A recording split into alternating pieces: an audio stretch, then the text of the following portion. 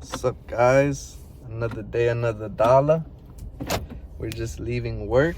I'm about to head home now and I don't know, do what Anthony does. And just gotta speak my talk once more today. I've been getting a lot of email requests for this particular question, and I was a little confused by it because the question was, what are the rules for dating your daughter? But I don't have a daughter, so I'm like, what am I supposed to answer that?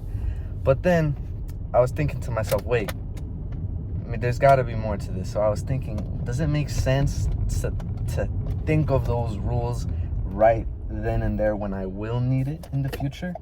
And then I was thinking, you know what?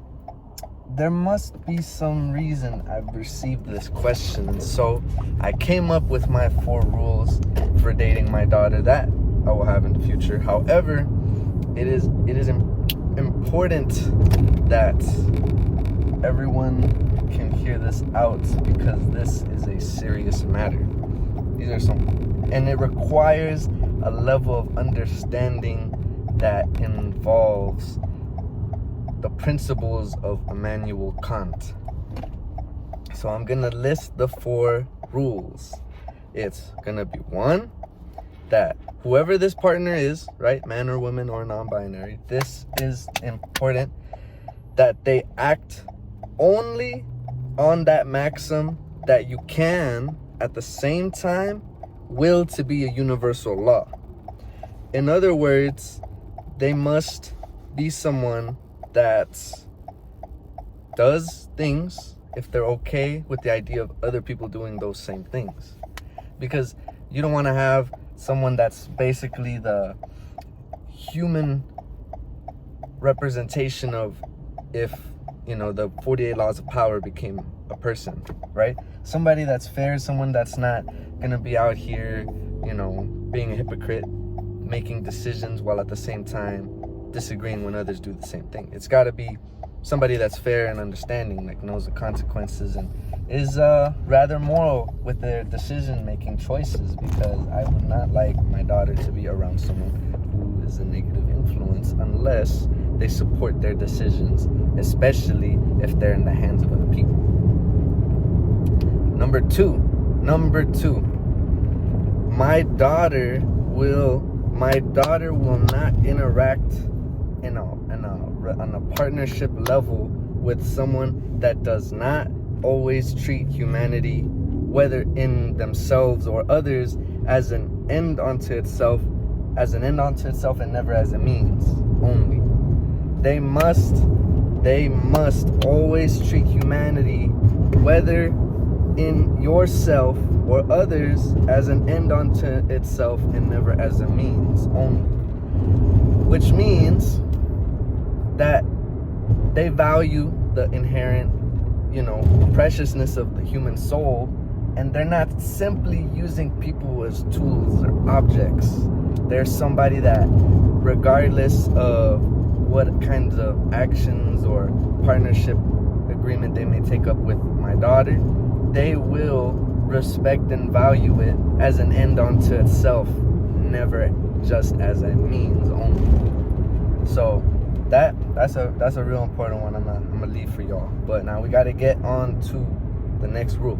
This one, the third rule is that they must act so that through their maxims they could be legislators of universal laws.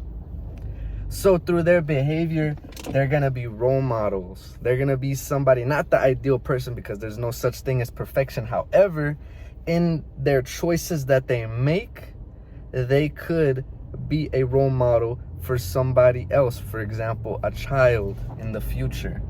That they can be someone whose actions can be reciprocated, and they indeed would lead to a much better reality and future that surrounds us. That is something that I think is very important. And now the last rule, this is gonna be, they gotta be that going that extra mile, just because not just anybody is gonna be allowed to be in a partnership with my daughter. And that is why they must act in accordance with the maxims of a member giving universal laws for a merely possible kingdom of ends. So what I'm trying to emphasize about that is that they're going to be making their choices in a moral way as if they were just like an equal citizen in an ideal community where each and every person involved will be treated with the highest of dignity.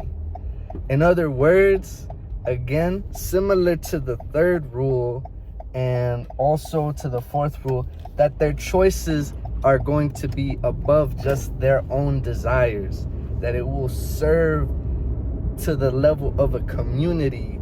For example, if they're to build a family, like, it's okay if that does not happen. For example, having grandchildren, that's okay. However, even if it's not grandchildren, even if it's just building a community that will surround my daughter, that their actions will be to the level of someone supporting that community for as best as they can make it. And this is no joke. This is very serious matters, because if they cannot name a single philosopher, that's already an issue. But you don't need to know Immanuel Kant to understand these moral implications.